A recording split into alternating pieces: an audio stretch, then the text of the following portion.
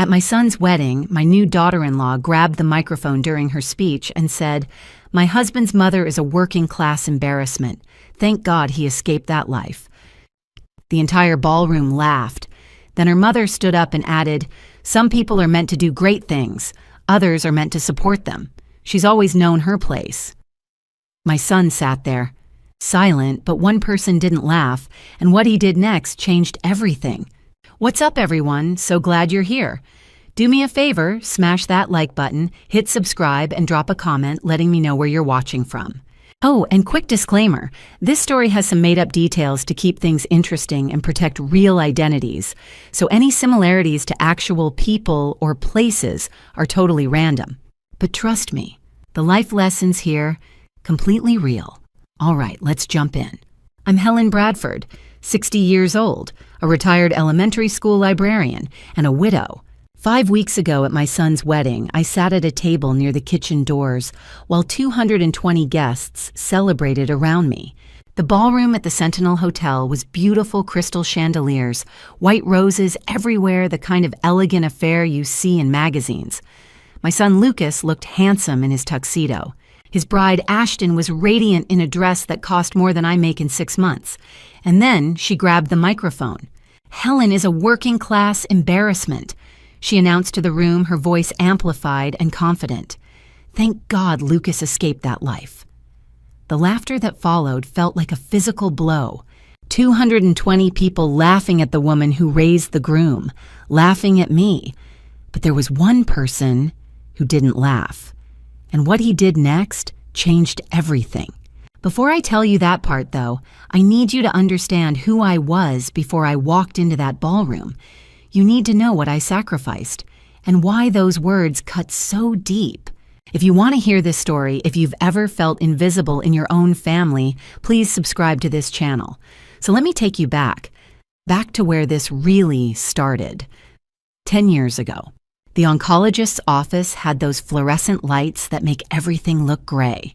Robert sat beside me, his hand covering mine, while a doctor we'd never met before explained that 18 months was optimistic. Stage 4, aggressive, inoperable. We'll make him comfortable.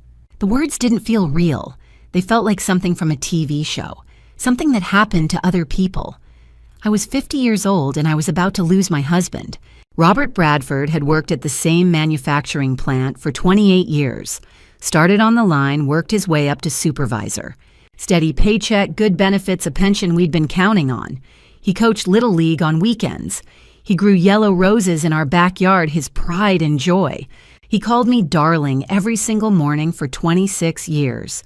And when the doctor told us he had 18 months, Robert squeezed my hand and said, "Well, then we'd better make them count."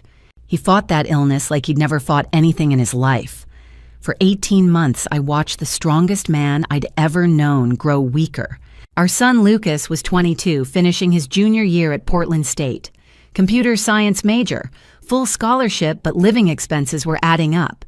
Lucas would come home on weekends trying to be strong, trying to help, but I could see the fear in his eyes every time he looked at his father.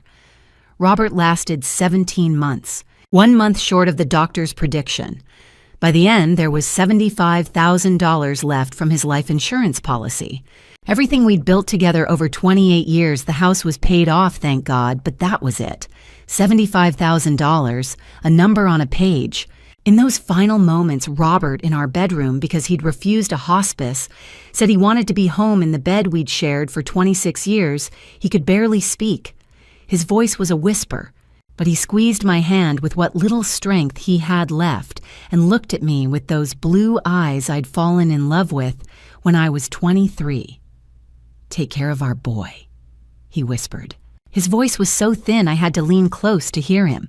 "You're the strongest woman I know, Helen. Promise me." I couldn't speak, could barely breathe. Tears were streaming down my face, but I nodded. "I promise," I finally managed. "I'll make sure he has everything. I'll make sure he finishes school. I'll take care of him." Robert smiled, just barely, the smallest curve of his lips. "I know you will, darling." And then he closed his eyes, and he was gone. Just like that, at 50 years old, I became a widow. I took every penny of that $75,000 and put it toward Lucas's education, his final year of college, his living expenses, books, everything. He graduated debt-free in the spring of 2016 while I picked up extra tutoring shifts at the community center and weekend hours at the public library. I didn't mind. I'd promised Robert. And I'd have worked 3 jobs if that's what it took.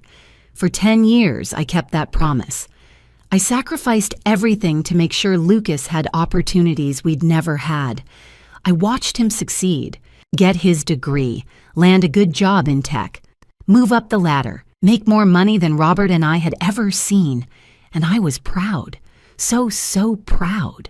I just didn't know that one day that success, that life I'd worked so hard to give him, would make him ashamed of where he came from, ashamed of me. The years after Robert passed were the hardest of my life, but I'd do them all over again. Because those were the years I proved to myself and to Robert's memory that I could keep my promise. In 2014, I was 50 years old and starting over. The mortgage was paid off, thank God, but there were still bills. And Lucas's final year at Portland State wasn't cheap, even with that insurance money covering tuition. So I picked up extra shifts. I'd been working at Woodlawn Elementary's library for almost 20 years, but the school district's budget didn't leave much room for raises. So Tuesday and Thursday evenings, I tutored ESL students at the community center, $20 an hour. Sometimes I'd get home at 9 at night, my feet aching, my voice hoarse. On weekends, I worked the reference desk at the public library. The pay wasn't much better, but it helped. And honestly, I didn't mind. Books had always been my refuge. My life became small in those years, deliberately small. I lived in our house in St. John's, a working-class neighborhood in North Portland, where the houses are modest but the gardens are loved. I grew vegetables in the backyard, the same plot where Robert used to grow his roses. I went to church on Sundays at the little Methodist congregation where we'd baptized Lucas. It was a quiet life, a simple life, and I was content with it. In May of 2016, Lucas graduated from Portland State with a degree in computer science. I sat in the crowd at the Moda Center in a dress I'd found on clearance at Macy's $35 navy blue, nothing fancy. I watched my son walk across that stage, and I thought about Robert, how proud he would have been. When Lucas found me afterward, his eyes were wet. "We did it, Mom," he said, hugging me tight. "You did it, sweetheart," I corrected him. 3 months later, he got his first real job, a software engineering position at a tech startup downtown, $65,000 a year, more money than Robert had ever made as a supervisor. Lucas wanted to help me financially. I wouldn't let him. "Save your money," I told him. "Build your future. Get yourself an apartment, start a savings account. That's what your father wanted." And he did. He moved into a small studio in Southeast Portland, bought his first car that wasn't falling apart, started building the kind of life I'd only dreamed of for him. I was so proud I could have burst. By 2018, he'd been promoted twice. He was making $95,000 a year, senior engineer. He was 26 years old and already successful beyond anything Robert and I had imagined. He came over on a Saturday in October to tell me about the promotion. I made his favorite dinner pot roast the way Robert used to make it and baked a chocolate cake from scratch. We sat at the kitchen table, the same one where he'd done his homework as a kid. And then he reached across the table and took my hand. "Mom," he said, his voice thick, "I couldn't have done any of this without you. Everything I have, everything I've accomplished, it's because you sacrificed everything to give me a chance." I squeezed his hand, tears blurring my vision. "Your father would be so proud of you, Lucas. He'd be proud of you too, Mom, for keeping your promise." That was the last time Lucas looked at me like I was someone to be proud of. 3 years later, in the spring of 2021, he met a woman at a networking event downtown. Her name was Ashton Whitmore, and everything changed. Lucas called me on a Tuesday night in April. His voice had that bright, breathless quality I hadn't heard in years. "Mom," he said, "I met someone special. Her name was Ashton. 26, 3 years younger than Lucas, marketing director at some luxury brand downtown. They'd met at a tech networking event. She's amazing, Mom. Smart, successful, beautiful." I think you're really going to like her." 2 weeks later, Lucas brought her to St. John's for dinner. I'd cleaned the house until it gleamed, put fresh flowers from my garden on the kitchen table, made my pot roast the one Lucas had loved since he was little. When the doorbell rang at 6, I opened the door to find Ashton Whitmore standing on my porch. She was beautiful, tall and slender with honey blonde hair pulled back in a sleek ponytail. She wore cream-colored pants that probably cost more than my entire wardrobe and a silk blouse that looked like it had never been washed at home. Her makeup was perfect. Her smile was perfect. "Mrs. Bradford," she said, extending a manicured hand. "It's so lovely to finally meet you." "Please call me Helen," I said. "Come in." She stepped into my living room and I watched her eyes sweep the space. The worn couch Robert and I had bought in 1995, the bookshelf made from cinder blocks and planks, the Afghans my mother had crocheted. What a cozy home. Ashton said, her smile never wavering. Very quaint. The word hung in the air. Quaint, like she was describing a roadside antique shop. "Thanks," I said. "It's not much, but it's been home for 30 years. At dinner, I served the pot roast with roasted carrots and mashed potatoes. Comfort food. Ashton looked at her plate like I'd served her something questionable. "This looks hearty," she said. I should have mentioned I'm gluten-free and dairy-free, and I don't really eat red meat. Lucas shifted uncomfortably. "Ash, you didn't tell me." "It's fine," I said quickly. "I can make you a salad." "Oh, don't go to any trouble," Ashton said, waving her hand. "I'll just pick at the vegetables." She ate maybe 3 bites. After dinner, I was in the kitchen loading the dishwasher when I heard their voices from the living room. The walls in this house are thin. "Your mom is sweet," Ashton said. "Very simple." I froze hands in the soapy water. "She's had a hard life," Lucas replied, his voice gentle, almost apologetic. "My dad passed when I was in college. She's been on her own. She's doing her best." "Of course," Ashton said. "It's admirable. Really." But the way she said admirable, it didn't sound like admiration at all. I stood there, water dripping from my hands, and felt something cold settle in my chest. I told myself I was being paranoid. Ashton was lovely, polite, successful. The comment about my home being quaint was probably meant as a compliment. The thing about the food was just dietary restrictions, not judgment. Maybe I was reading too much into things. Maybe I was being the overprotective mother who couldn't accept that her son was dating someone out of her league. But mothers have instincts, and mine was screaming. This woman didn't see me as family. She didn't even see me as a person worth knowing. She saw me as background noise in Lucas's life story, as something embarrassing he'd outgrown, as an obstacle between him and the life she thought he deserved. She saw me as something to overcome. 8 months after Lucas started dating Ashton, he called to tell me he'd proposed. I found out 3 days after it happened. "Mom, I have amazing news," he said, his voice bright. "I asked Ashton to marry me." She said yes. My heart should have soared. Instead, it stumbled. "That's wonderful, sweetheart," I managed. "When did this happen?" "Saturday night. I took her to Cannon Beach at sunset. It was perfect." "Saturday. 3 days ago. We had a celebration dinner last night," he continued, "at the Whitmore's place in the West Hills. Just family, you know? Just family." The words sat heavy in my chest.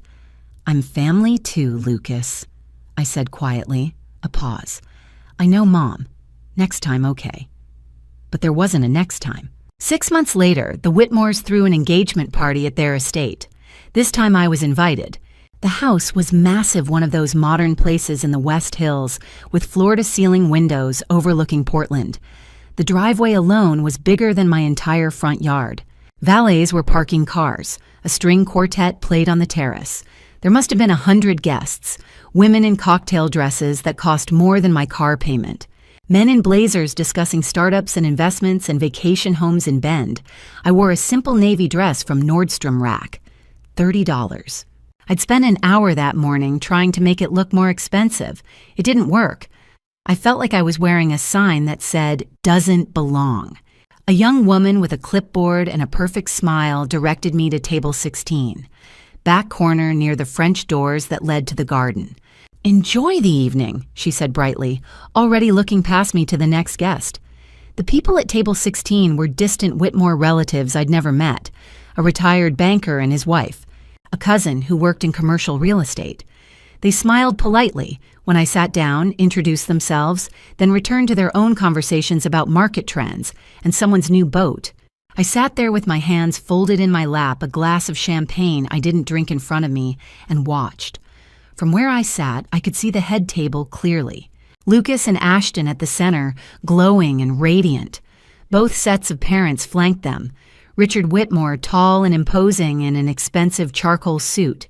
Camilla Whitmore, dripping in jewelry that caught the light every time she moved. They looked like a magazine spread. Perfect. Untouchable. A photographer moved around the table, adjusting angles, capturing moments. The happy couple. The parents leaning in, laughing at something Richard said. The whole family together. Nobody called for me. I sat at table 16 and told myself it was fine. They'd call for me later, for family photos. Surely they'd want the groom's mother in at least one picture. They didn't. An hour passed. The photographer moved on to candid shots of guests. I remained at table 16, smiling when someone made eye contact, pretending I wasn't being erased. "Excuse me." I looked up to find a man standing beside my table. Early 30s, brown hair, kind eyes. He wore a gray suit that looked comfortable rather than expensive. "You're Lucas's mom, right?" he said. "I'm Isaac Fletcher, his best man." "Helen," I said, shaking his hand. "I'm his college roommate." Isaac explained, pulling out the empty chair beside me. "He talks about you all the time, actually. Says you're the reason he made it through school." Something in my chest loosened just a little. We talked for 15 minutes. He told me about his physical therapy practice downtown. I told him about my 30 years at Woodlawn Elementary's library. He asked about Lucas as a kid, and I shared stories the time Lucas tried to organize all my books by color instead of author, the way he'd fall asleep reading in the car that made Isaac laugh. For those 15 minutes, I felt seen. Then Isaac's phone buzzed. "I'm sorry," he said, standing. "Best man duties, speech prep. But it was really nice talking to you, Mrs. Bradford." "Helen," I corrected gently. He smiled. "Helen." And then he was gone, and I was alone again at table 16. 4 months before the wedding, I got a call from Janet Reeves, a friend from my church. "Helen," she said carefully, "did you get invited to Ashton's bridal shower?" My stomach dropped. "What bridal shower?" "Oh, honey." Janet sighed. "My neighbor's daughter mentioned it. This Saturday at some spa in the Pearl District. I just assumed you'd be going." How many people are invited?" I heard around 40. 40 women. And I wasn't one of them. I sat at my kitchen table for a long time after that call, staring at the phone in my hand. Then I called Lucas. "Sweetheart," I said, keeping my voice steady. "I just heard about Ashton's bridal shower. I didn't receive an invitation." "Oh." He sounded genuinely surprised. "Really? Maybe it got lost in the mail." "Lucas, it's this Saturday. 40 women were invited. That doesn't sound like a small oversight." A long pause. "I'll talk to Ashton. I'm sure we can figure this out." "Please," I said quietly. "I want to be part of this. I know Mom. I'll handle it." But he didn't talk to her. Or if he did, nothing changed. The shower happened without me. I should have said something then. Should have demanded that Lucas see what was happening. But I didn't want to be the difficult mother-in-law. Didn't want to make waves. Didn't want to risk pushing my son away. So I stayed silent, and I kept trying to be part of their lives, even as they made it clearer and clearer that I wasn't welcome. Even after being excluded from the bridal shower, I still wanted to contribute. 3 months before the wedding, I made a decision. I'd been setting aside money for years. Not much, $20 here, $50 there, whenever I could spare it. By the time Lucas got engaged, I had $5,000 saved. It had taken me almost a decade to save that much. It represented countless extra tutoring sessions, weekend library shifts, dinners of scrambled eggs so I could put a little more away. I knew it wasn't much compared to what the Whitmores were spending on the wedding. Lucas had mentioned the budget once over $150,000. My $5,000 was a drop in that ocean, but it mattered to me. I called Lucas on a Tuesday evening in January. "Sweetheart," I said, "I know the Whitmores are handling most of the wedding expenses, but I want to contribute something. I have $5,000 saved. It's yours for the wedding, or for your future, or however you want to use it." There was a long silence on the other end of the line. "Mom," he said finally, and his voice sounded thick. That's really generous. Are you sure that's a lot of money?" "I'm sure. You're my son. This is important to me." "Let me talk to Ashton," he said. "See where we can use it. Maybe for the honeymoon fund, or I'll figure it out. Thank you, Mom, really." I hung up feeling lighter than I had in months. Finally, I could be part of this. Finally, I could show them that I wanted to support their future, that I wasn't just some difficult mother-in-law trying to insert myself where I didn't belong. A week later, Lucas called back. "So about the money," he started, and I could hear the awkwardness in his voice. "Ashton says her parents really have everything covered. They don't want you to worry about contributing. They know it's a lot for you and they want to take care of it." The lightness I'd felt evaporated. "Lucas, this isn't about worry. This is about pride. I'm your mother. I want to be part of this. I know Mom, but they're very particular about how things are handled. They have a whole system with the vendors and everything. It might just complicate things." $5,000 complicates things?" He sighed. "Let me talk to her again, okay? I should have left it there. Should have taken the hint. But I couldn't. 2 days later, I sat at my kitchen table and wrote out a check. $5,000. I tucked it into a card, one with a simple design, nothing fancy, and wrote a short note inside. "For your future together. All my love, Helen." I mailed it directly to Ashton at the address Lucas had given me months ago. 2 weeks passed. Nothing. I told myself she was busy. Wedding planning was stressful. Maybe the card had gotten lost in all the chaos. Then late one evening, my phone buzzed with a text message. "Got your check, thanks." That was it. 5 words. No warmth, no gratitude, just acknowledgement. I stared at the screen for a long time. I thought about calling Lucas. Thought about asking if Ashton had mentioned the check, if they'd decided how to use it, if it meant anything to them. But I didn't call. I sat in Robert's old armchair with my phone in my hand and told myself I was reading too much into a text message. People were busy. People were casual with texts. It didn't mean anything. I thought my gesture meant something. I thought maybe finally I was being included. That $5,000, nearly a decade of saving, was my way of saying, "I'm here. I support you. I'm part of this family." I had no idea what they were really saying about me behind closed doors. Not yet. The night before the wedding, I drove across the river to the Sentinel Hotel with my hands tight on the wheel and a cautious kind of hope in my chest. I'd bought a navy pantsuit at Macy's for $85 on sale and spent $30 at the salon for a trim and blow dry. Nothing fancy, just neat, respectable.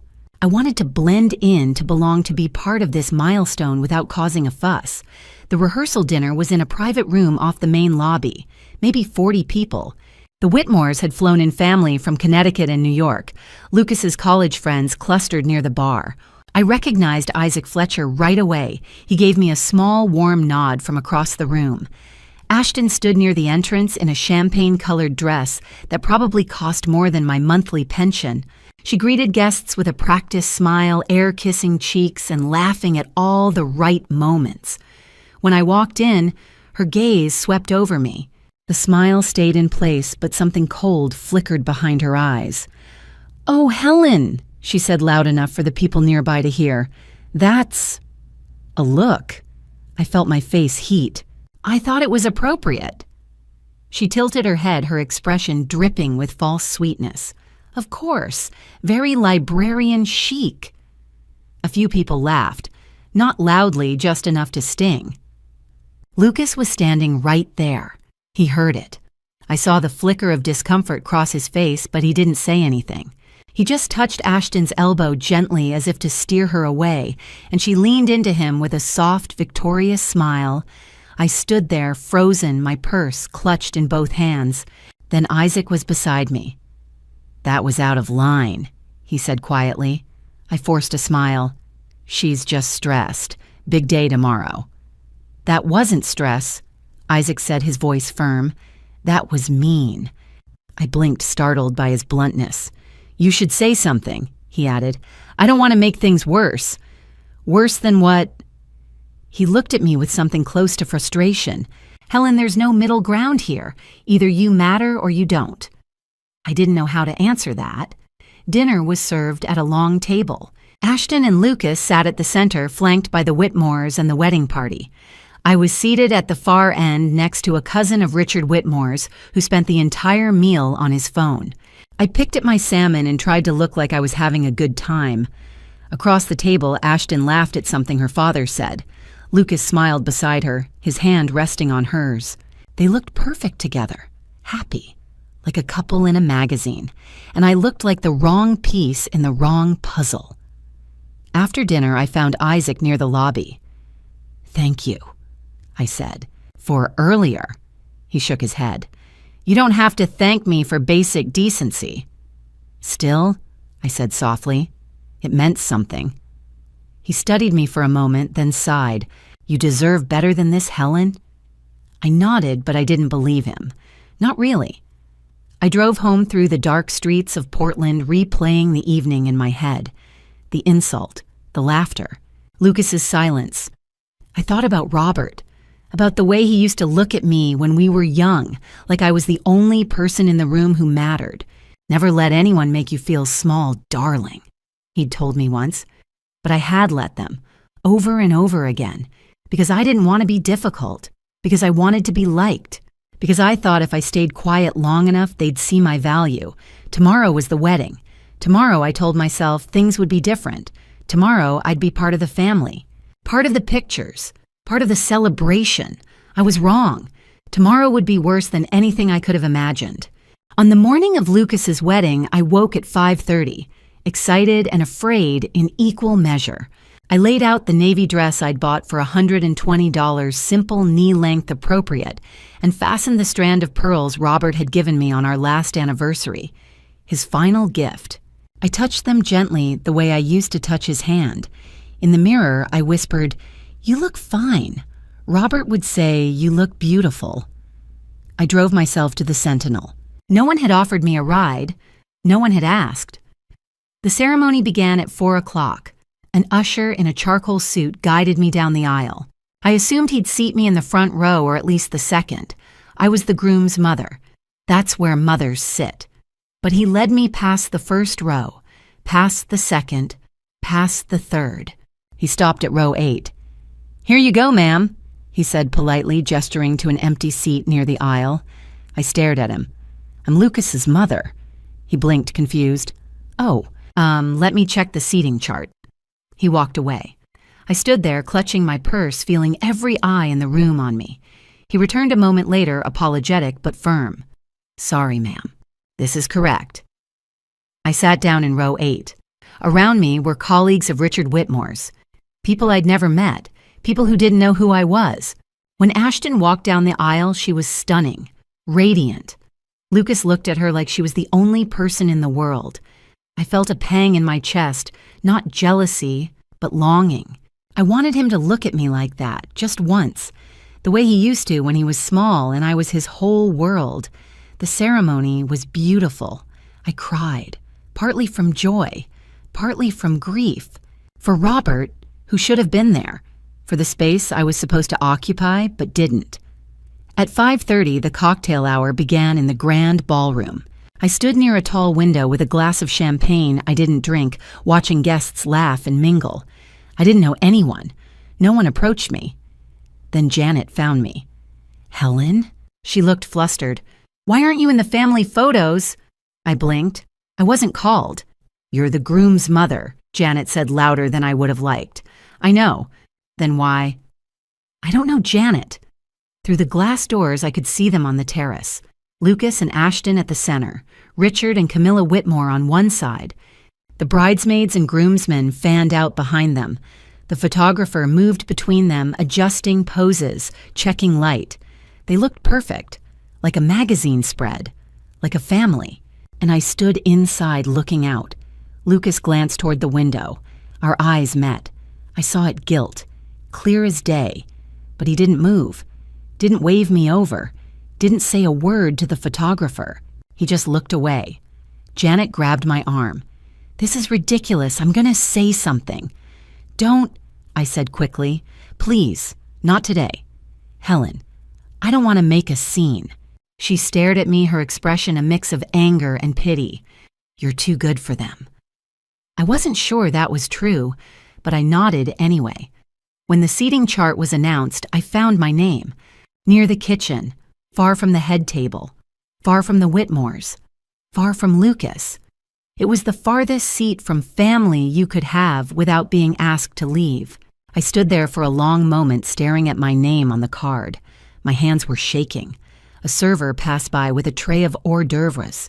The kitchen doors swung open behind me, releasing a burst of heat and noise. I sat down at table 18, alone, and I realized with a sick, sinking clarity that this wasn't an oversight. This wasn't a mistake. This was intentional. They had placed me here, at the edge, out of sight, out of mind. I had been erased from my own son's wedding, and the worst part, Lucas had let them. I sat among strangers and tried to pretend my heart wasn't breaking. Dinner was served at 6:45. The couple beside me, colleagues of Richard Whitmore's, I gathered, spoke politely about the venue, the flowers, the ceremony. I nodded and smiled and said the right things. My chicken went cold on my plate. I couldn't taste any of it. Across the room at table 12, Janet kept glancing over. Her expression was tight with worry. I gave her a small wave, trying to reassure her. "I'm fine. Don't worry." I wasn't fine. From where I sat, I could see the head table clearly. Lucas and Ashton at the center, glowing under the chandelier light. Richard and Camilla Whitmore on one side, beaming with pride. The bridal party laughing, toasting, passing dishes. Lucas never looked my way, not once. I kept waiting, hoping. Maybe after dinner, maybe during the toasts. Maybe he'd come over just for a moment and say something, anything. He didn't. The first dance began at 7:30. Lucas and Ashton moved across the floor to some romantic ballad I didn't recognize. She rested her head on his shoulder. He smiled down at her. The room watched enchanted. I clapped along with everyone else. My hands felt numb. Then came the toasts. Isaac stood first. He spoke about Lucas with warmth and humor stories from college late-night study sessions, the time Lucas tried to cook Thanksgiving dinner and nearly set the dorm kitchen on fire. "Lucas is one of the most loyal people I know," Isaac said, his voice steady. "And Helen, his mom, is the reason why. She taught him what it means to show up for people you love." He raised his glass toward me. For a moment, the room turned. People looked. Some smiled politely. Others looked confused, as if they hadn't realized I was there. I knotted my throat tight and lifted my glass. It was the only time all night anyone acknowledged me. Richard Whitmore spoke next. His toast was grand and polished, full of references to legacy excellence and the bright future ahead for our two families. He talked about Ashton's achievements, Lucas's career, the partnership they represented. He never mentioned me, not once. When he finished, the room erupted in applause. Richard sat down satisfied, and Camilla kissed his cheek. At 8:10, the DJ's voice crackled over the speakers. "Ladies and gentlemen, the bride would like to say a few words." Ashton stood smoothing her gown. She took the microphone from the DJ with a gracious smile and held up a small note card in her other hand. The room quieted. I felt something twist in my stomach, something cold and sharp. There was something about the way she smiled, confident, almost triumphant, that reminded me of last night, of librarian chic, of the way she'd looked at me like I was a stain she couldn't quite scrub out. I glanced toward Lucas. He was watching her, his expression unreadable. Proud, maybe, or nervous. I couldn't tell. Janet caught my eye from across the room. She looked tense, her jaw set. Ashton's voice rang out clear and amplified, filling every corner of the ballroom. "I want to talk about family." She began her tone warm and practiced. "About where we come from and where we're going." The room leaned in. I gripped the edge of the table. Something was wrong. I could feel it in my bones. In the way her smile didn't reach her eyes. In the way she glanced briefly toward the head table where Richard and Camilla sat, watching their faces calm and expectant. This wasn't spontaneous, this was planned, and I had no idea what was coming. Ashton began sweetly thanking her parents, thanking Lucas, talking about love and partnership and new beginnings. And then her tone changed. I want to acknowledge Lucas's mother, Helen. Where are you, Helen? A spotlight swung across the ballroom. It landed on me. Table 18, near the kitchen, frozen in my chair. Stand up, Helen, don't be shy. My legs moved before my brain could catch up. I stood trembling as 220 faces turned toward me. I could feel every eye in the room. Some people were laughing already, performative, anticipatory laughter from Ashton's bridesmaids near the front. But others looked curious, confused. A few older guests glanced at each other uncertain. The spotlight was hot, too hot. I could feel sweat forming at my temples. Helen Bradford. Ashton said, her voice warm and amplified. A retired librarian. Widowed for 10 years. Raised Lucas all by herself. A pause. Helen represents sacrifice. For a moment I felt a flicker of hope. Maybe this was going somewhere kind. Maybe she was about to say something generous. I was wrong. Helen comes from a very different world. Ashton continued, her smile perfectly in place. A very humble world. Very working class. A few uncertain laughs rippled through the room. I saw Lucas shift in his seat. He didn't look at me. She lives in a little house in St. John's, the affordable part of Portland. Louder laughter now. My face burned. My vision narrowed to just Ashton's face, that perfect practice smile and the microphone in her hand. Helen actually offered us $5,000 as a wedding gift. Ashton's tone was light, almost teasing. $5,000. The ballroom erupted in laughter. I heard someone near the bar, one of Richard Whitmore's colleagues, shout, "That's probably half her pension." More laughter, louder this time, gleeful. Ashton tilted her head, her expression dripping with false sympathy. She was so proud to contribute, like it was some grand gesture. My hands gripped the edge of the table so hard my knuckles went white. My vision blurred. I glanced toward the head table. Lucas's face was red. He was staring at his plate now, not at me. Ashton's hand was on his arm, squeezing gently, possessive. "But you know what?"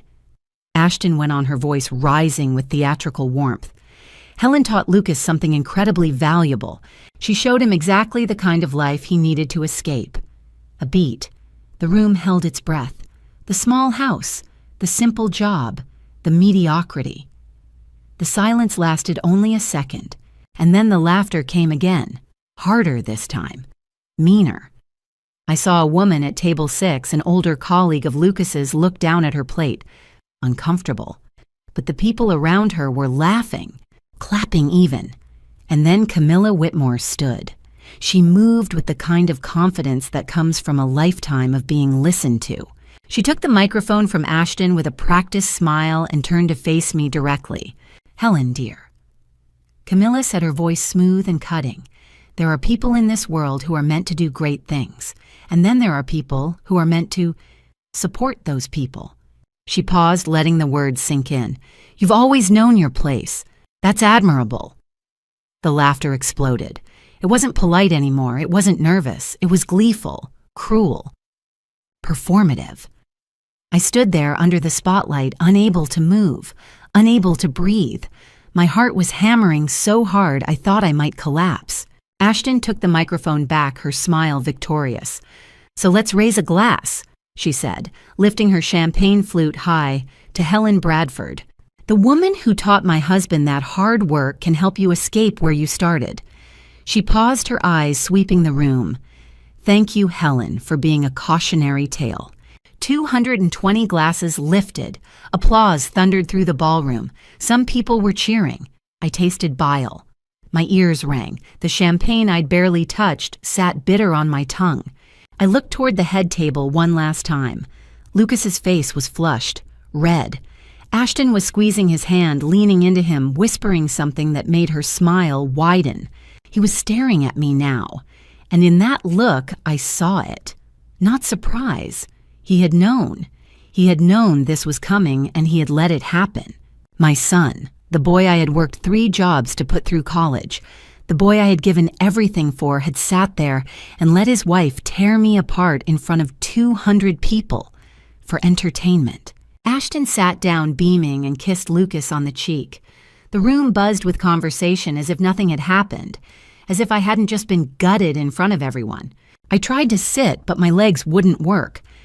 I stood there shaking one hand still gripping the table, and then I saw movement at the head table. Isaac Fletcher, the best man. He hadn't laughed, not once. His jaw was clenched, his hands were balled into fists, and he was walking. If you're still watching, if your heart is breaking like mine was in that moment, please leave a comment below. Let me know you're here with me. I need to know I'm not alone in feeling this. And a quick note, what comes next includes some details that have been changed or dramatized to protect privacy. If that bothers you, I understand you can stop here. But if you want to know what happened after that ballroom went silent, stay with me. Every step Isaac took toward the stage was deliberate, purposeful. The kind of walk that makes a room go quiet. Guests turned in their seats. Whispers died mid-sentence. Ashton's smile faltered. Isaac, what's... He reached the stage and took the microphone from her hand, firm but not aggressive. I need to say something. He turned to face the crowd. 220 people stared back. I'm Isaac Fletcher, best man.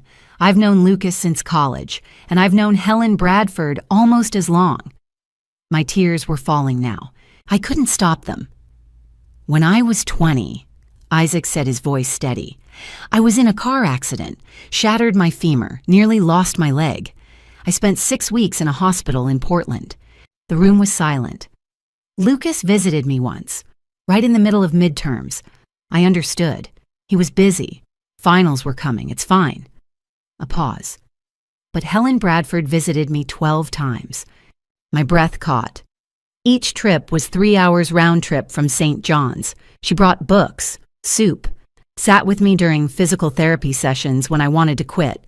When I was so angry, I couldn't see straight. I didn't know Lucas had told him. I didn't know anyone knew. She wasn't my mother, Isaac continued. I barely knew her, but she showed up, because that's who she is. He turned, looking directly at Ashton. So when you mock her life, her home, and her $5,000 gift money that you accepted and spent, gasps rippled through the crowd. You're insulting the woman who sacrificed everything so Lucas could become the man you decided was worth marrying. Richard Whitmore stood. Young man, that's enough. I'm not finished. Isaac's voice didn't rise, but it cut through the room like a blade. He turned back to Lucas. Lucas, stand up. Lucas didn't move. Lucas, stand up and defend your mother. Slowly, shakily, Lucas rose to his feet. His face was pale. His hands trembled. Did you know about this speech? Isaac asked. Silence. 220 people held their breath. Lucas's voice came out in a whisper. She showed me a draft. I told her to tone it down. The ballroom exploded. Voices erupted, chairs scraped, people turned to each other in shock. Isaac didn't flinch. You told her to tone it down, he repeated slowly, but you didn't stop it. Lucas opened his mouth, closed it. No words came. You didn't stop it, Isaac said again louder. You let your wife humiliate your mother in front of 200 people because you were too much of a coward to say no. I thought she would, Lucas started. You thought wrong, Isaac snapped. And your mother paid the price for your cowardice. I tried to speak. Isaac, don't. But he kept going. One more thing, Isaac said, turning back to the crowd. He reached into his pocket and pulled out his phone. He held it up. I've been live streaming this reception for my grandmother in Seattle. She's in the hospital and couldn't travel. Right now, 63 people are watching online. Ashton's face went white. They heard every word you said, Ashton. Every word I said. Every word Lucas didn't say. He looked directly at her. "This isn't going away." Ashton lunged forward. "You recorded without permission." Isaac's expression didn't change. "I announced it at cocktail hour. You were too busy laughing to notice." He set the microphone down on the stage with a soft thunk. The room was dead silent. Then Isaac turned and walked toward me. He stopped beside table 18 and extended his hand. "Mrs. Bradford, let me get you out of here." I took his hand. My legs barely held me. As we walked toward the exit, I glanced back. Just once. Lucas was still standing at the head table, frozen between his bride and his guilt. His mouth opened maybe to call out to me, but no sound came. Ashton grabbed his arm, her expression a mix of fury and panic. Camilla sat rigid, her face pale. Richard was on his phone already trying to control the damage, and the guests, 220 of them, sat in stunned, uncomfortable silence. Isaac pushed open the ballroom doors. Cool night air rushed in. "Keep walking," he said quietly. I did, one foot in front of the other. Behind us, the murmurs started. Low at first, then louder. By the time we reached the lobby, I could hear the chaos spilling out of the ballroom. Raised voices, accusations, panic. Isaac didn't look back. He walked me all the way to my car in the parking garage, opened the door for me, made sure I was inside. "Are you okay to drive?" he asked. I nodded, though I wasn't sure it was true. "Thank you," I whispered. He shook his head. "You don't thank someone for doing what's right." He closed the door gently. I sat there for a long moment, hands on the wheel, staring at nothing. And then I realized something.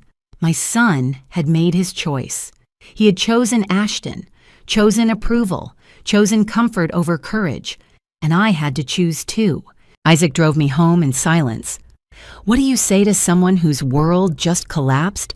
He didn't try to fill the quiet with reassurances or empty comfort.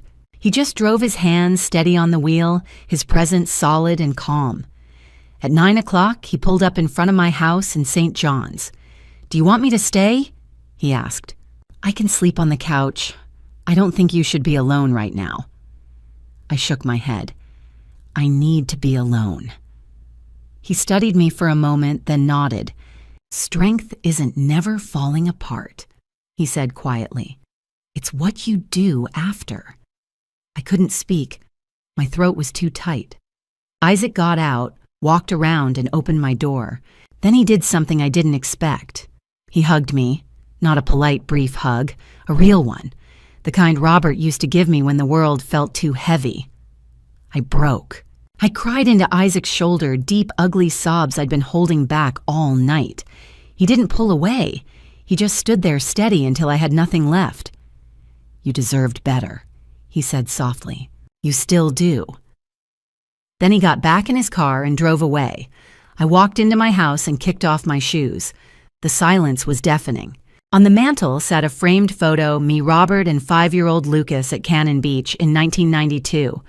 Lucas was holding a bucket, grinning at the camera. Robert's arm was around my shoulders. We looked happy. I picked up the photo, my hands trembling. "I'm sorry, Robert," I whispered. "I let them hurt our boy. I let them hurt me." My phone buzzed, Lucas calling. I stared at the screen. My thumb hovered over the green button. I didn't answer. It rang again and again. Then a text came through. "Lucas, Mom, please, I'm so sorry."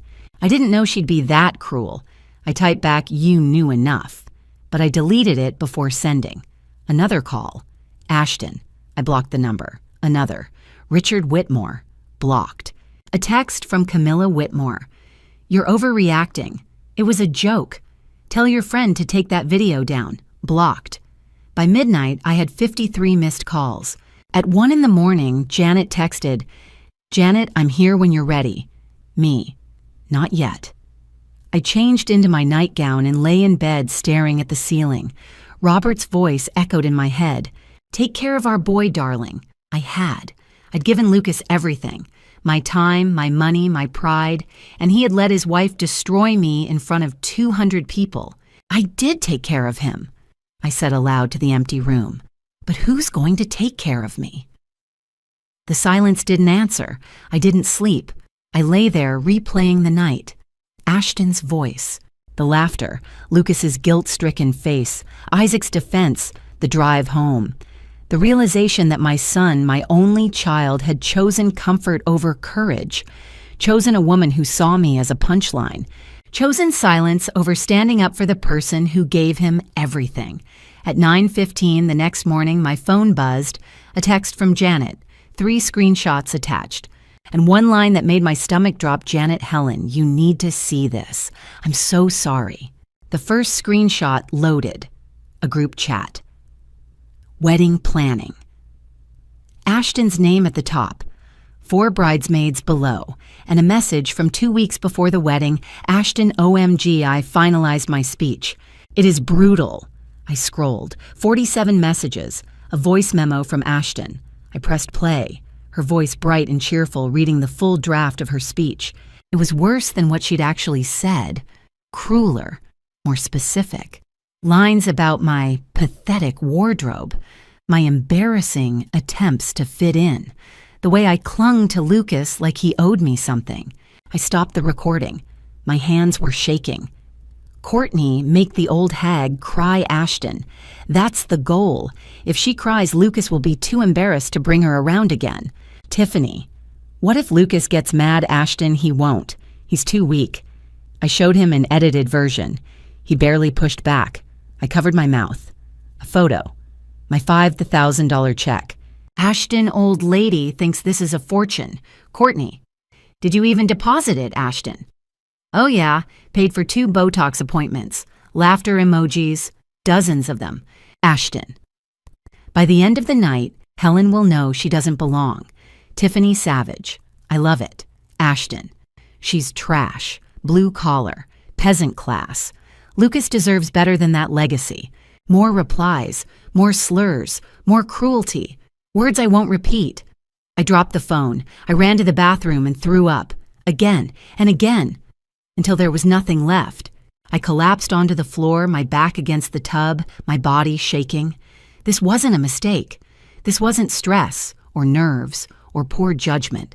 This was a planned execution. And my son had known. My phone rang.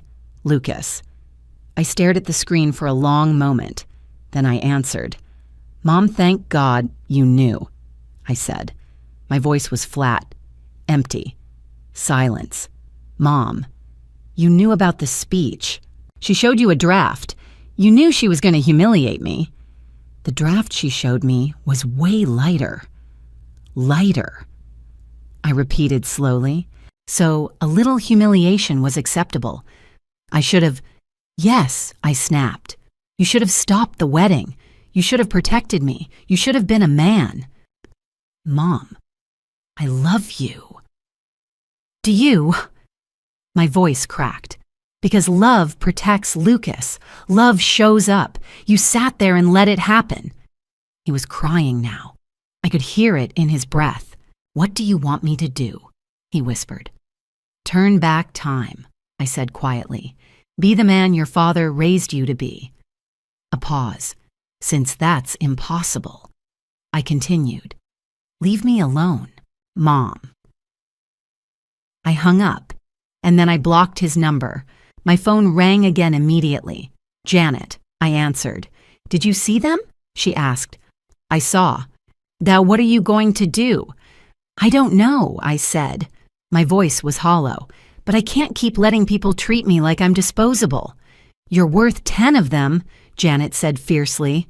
I'm starting to believe that. I didn't leave the house for 3 days. I ignored the doorbell, let the calls go to voicemail, deleted the angry messages from Camilla and Richard without reading them. I sat in Robert's chair by the window and stared at the garden he'd planted 20 years ago.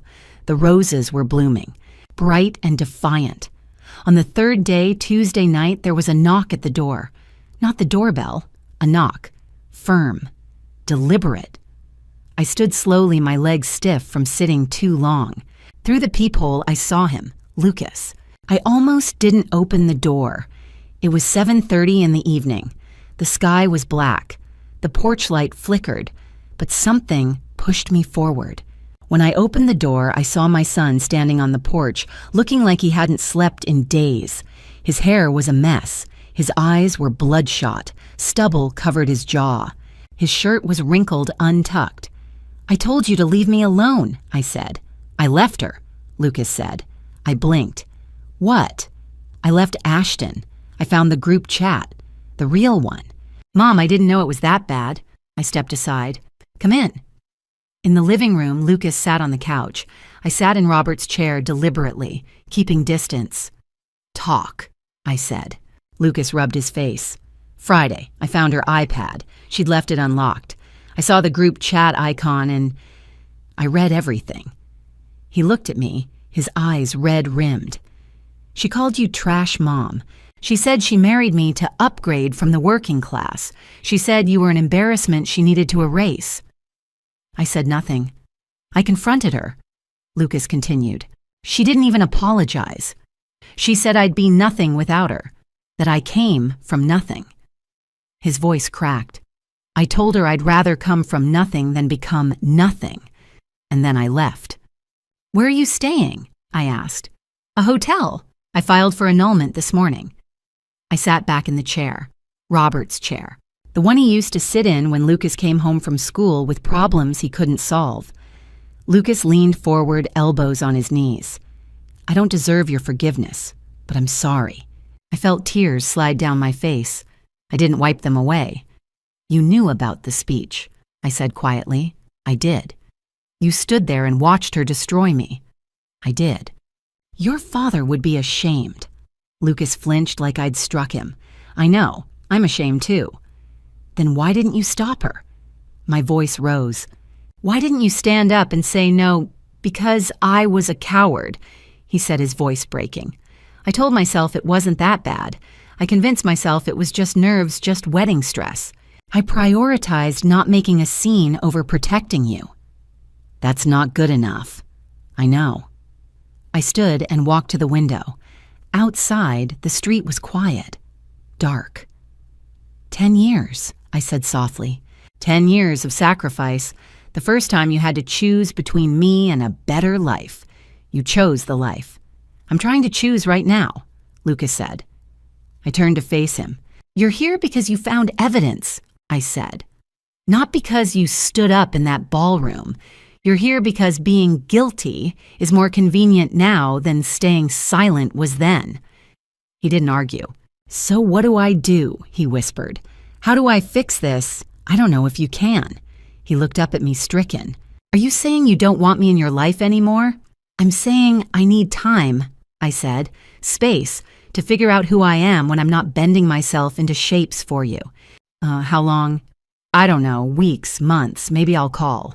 But right now I can't look at you without seeing that ballroom." Lucas stood, tears streaming down his face. "I love you, Mom." My throat tightened. "I love you too. That's why this hurts so much. You knew better. I raised you better." "I know." "But knowing isn't enough," I said. "You have to do better. And I don't know if you can." He nodded slowly, his shoulders shaking. I walked to the door and opened it. "You should go." He walked to the threshold and stopped. "When you're ready, if you're ever ready, I'll be here." I didn't answer. He stepped out onto the porch. The night air rushed and cold and sharp. "I'm going to therapy," he said quietly. "I'm going to figure out why I let fear control me. I'm going to be better." "Good," I said. "But do it for yourself, not for me." He nodded. Then he turned and walked down the steps. I watched him get into his car, watched the headlights flare to life, watched him drive away, and then I closed the door. I stood there for a long time, my hand on the doorknob, my forehead pressed against the wood. I had just turned my son away, the boy I'd worked 3 jobs to raise, the boy I'd given everything for, and it was the hardest thing I'd ever done. But it was also the rightest. I closed the door, locked it. Then I slid down to the floor, my back against the wood, and let myself fall apart. That was 5 weeks ago. I still haven't spoken to Lucas, but I know he's alive. I know he's trying. Janet updates me once a week, whether I ask or not. The annulment was finalized in week 4. Ashton was let go from her marketing firm after the video went viral. The Whitmores threatened to sue Isaac for defamation, but their lawyer told them they'd lose. Lucas calls Janet every Sunday. "Is she okay?" he asks. Janet tells me he quit his tech job. He's working for a non-profit now, something about housing access for low-income families. He's in therapy twice a week. Last week, Janet relayed a message. "Tell Mom I'm becoming the man Dad could be proud of, even if it's too late."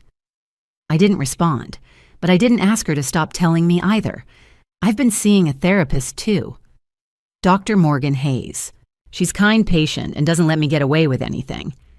"Boundaries aren't cruelty," she told me in our second session. "They're self-respect." I'm learning what that means. I've been volunteering at Woodlawn Elementary Library again, not as staff, just as a reader. Tuesday and Thursday mornings, I sit in the corner with a stack of picture books and a circle of 6-year-olds who hang on every word.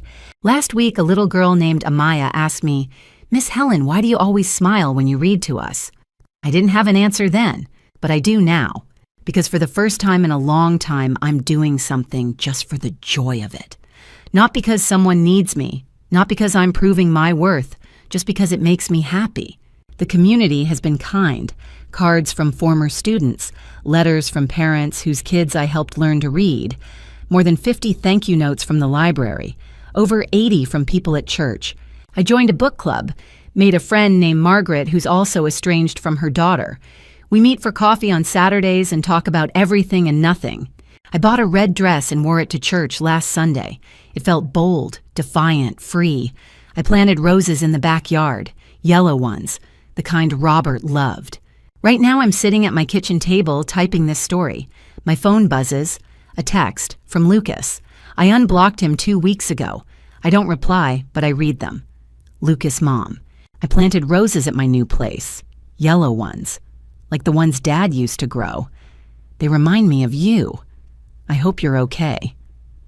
I stare at the message for a long time. I don't reply. I don't delete it either. I set the phone down and look at the framed photo on the table. Robert.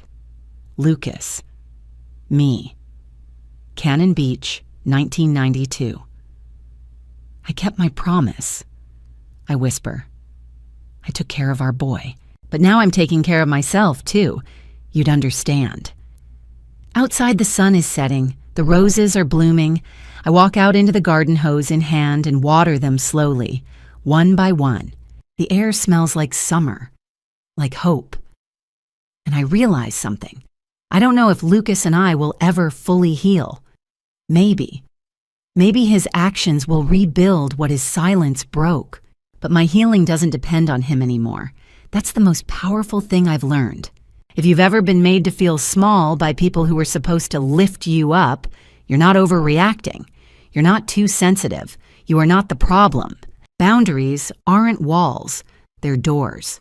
And you decide who gets to walk through. Family should be safe.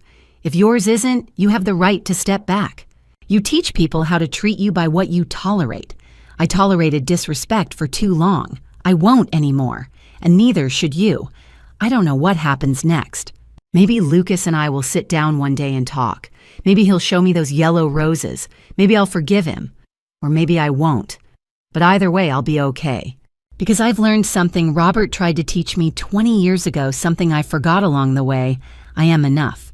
Not because of what I sacrificed, not because of who I raised, not because of who needs me, just because I exist, and that more than anything is worth protecting. Looking back now, I see the pattern so clearly. I spent 10 years bending myself into smaller and smaller shapes, trying to fit into spaces that were never meant for me. I told myself it was love. I told myself it was sacrifice. I told myself that's what good mothers do. But God didn't call me to be small. He didn't create me to be erased. And if you're watching this, if any part of my story feels familiar, please don't do what I did. Don't silence yourself to keep the peace. Don't shrink to make others comfortable. Don't let anyone, family, friends, or strangers treat you like you're disposable. Family drama stories like mine are more common than you think. So many of us carry the weight of toxic relationships, especially when it comes to in-laws, children, or spouses who demand everything and give nothing back. And grandma stories of older women being pushed aside, mocked, or dismissed, they happen every single day. I thought I was alone. I wasn't, and neither are you. Here's what I learned. Lesson 1: boundaries are not betrayal. For years, I thought setting boundaries meant I didn't love Lucas enough. But love without respect is just people-pleasing, and people-pleasing will destroy you. God gave us the wisdom to know when to walk away. Proverbs 4:23 says, "Guard your heart above all else, for it determines the course of your life." I didn't guard mine. I gave it away freely, even to people who treated it like trash. Lesson 2: silence is complicity. Lucas didn't write that speech, but he knew about it, and he said nothing. In so many family drama stories, the most dangerous person isn't always the villain, it's the bystander, the one who loves you but won't fight for you. If someone can watch you be humiliated and stay silent, they've already chosen a side, and it's not yours.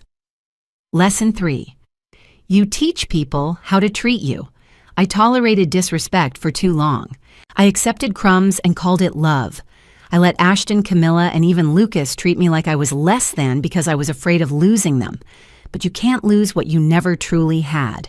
And you can't build a relationship on shame. Too many grandma stories end this way, with women realizing too late that they gave their whole lives to people who never valued them. Lesson 4: healing doesn't require forgiveness from others. It requires honesty with yourself. I don't know if Lucas and I will ever fully reconcile. Maybe we will. Maybe we won't. But my peace doesn't depend on his apology anymore. God has shown me that my worth isn't tied to who stays or who leaves. It's tied to him, and that's enough. If you're in a situation like mine, if you're being manipulated, excluded, mocked, or erased, listen to me. You are not overreacting. You are not too sensitive. You are not the problem. I've heard so many grandma stories from women who reached out after my video went viral. Women who gave everything and were told it wasn't enough.